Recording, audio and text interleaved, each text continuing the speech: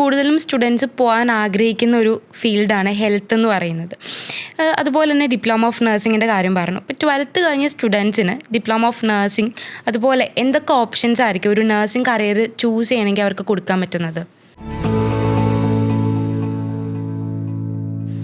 So first nursing ആണ് നമ്മൾ ഏറ്റവും ആദ്യം ഡിസ്കസ് ചെയ്ത പോയിന്റ് തന്നെ. നമ്മൾ എന്താണ് പഠിക്കാൻ പോകുന്നതെന്നുള്ളത് വല്ല അഡ്വാൻസ് ആയിട്ട് തന്നെ ഡിസൈഡ് ചെയ്യണം.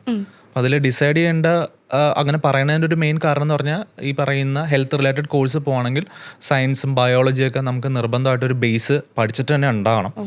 അത് പഠിച്ചിട്ടില്ലെങ്കിൽ പോകാൻ പറ്റുമെന്ന് വെച്ച് കഴിഞ്ഞാൽ വളരെ ചുരുക്കം യൂണിവേഴ്സിറ്റികളോ കോളേജുകളോ മേ ബി കൺസിഡർ ചെയ്തേക്കാം. അതൊക്കെ ഒരു ഒരു ചാൻസ് ആണ്. പക്ഷേ ഈ ബേസ് ഉള്ളവരെ മാത്രമാണ് ഇവർ എന്തായാലും ഒരു ബാച്ചിലേഴ്സിലോട്ടോ അല്ലെങ്കിൽ ഫോളോഡ് ബൈ മാസ്റ്റേഴ്സിലോട്ടോ ഡെഫിനറ്റ്ലി കൺസിഡർ ചെയ്യുള്ളൂ.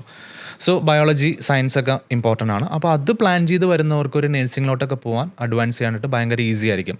അത് മാത്രമല്ല നേഴ്സിംഗ് എന്നൊക്കെ പറഞ്ഞു കഴിഞ്ഞാൽ ഹൈലി റെഗുലേറ്റഡ് ആയിട്ടുള്ള ഒരു പ്രൊഫഷനാണ്. നമുക്ക് കൃത്യമായിട്ട് ഒരു സ്ട്രിക്ട് ലൈസൻസിങ് പ്രൊസീജിയർ ഫോളോ ചെയ്തെങ്കിൽ മാത്രമാണ് ആസ് എ നേഴ്സായിട്ട് നമുക്കവിടെ പ്രാക്ടീസ് ചെയ്യാൻ പറ്റുള്ളൂ. അതൊരു വൺ ടൈം നഴ്സിംഗ് ലൈസൻസ് അല്ല, നമുക്കത് റിന്യൂ ചെയ്യേണ്ട ആവശ്യമുണ്ട്. ദാറ്റ് മീൻസ് നമുക്ക് സ്കിൽ അപ്ഗ്രേഡ് ചെയ്യേണ്ട ആവശ്യമുണ്ട്. എങ്കിൽ മാത്രമാണ് നമുക്ക് മുന്നോട്ടുള്ള ലൈക്ക് എന്തൊക്കെ ടെക്നോളജീസ് വെച്ചിട്ട് നഴ്സിംഗ് മാറുന്നു അല്ലെങ്കിൽ ഹെൽത്ത് സെക്ടർ മാറുന്നു, അതിൽ നിന്ന് എത്രത്തോളം പുതിയ ജോലികൾ കിട്ടുന്നു, എത്രത്തോളം ലൈക്ക് സാലറി ഇൻക്രിമെൻറ്റ് വരുന്നു, ഈ കാര്യങ്ങളൊക്കെ അറിയണമെന്നുണ്ടെങ്കിൽ നമ്മൾ ഈ പറഞ്ഞ പോലെ നമ്മുടെ സ്കില്ലും അപ്ഗ്രേഡ് ചെയ്യണം.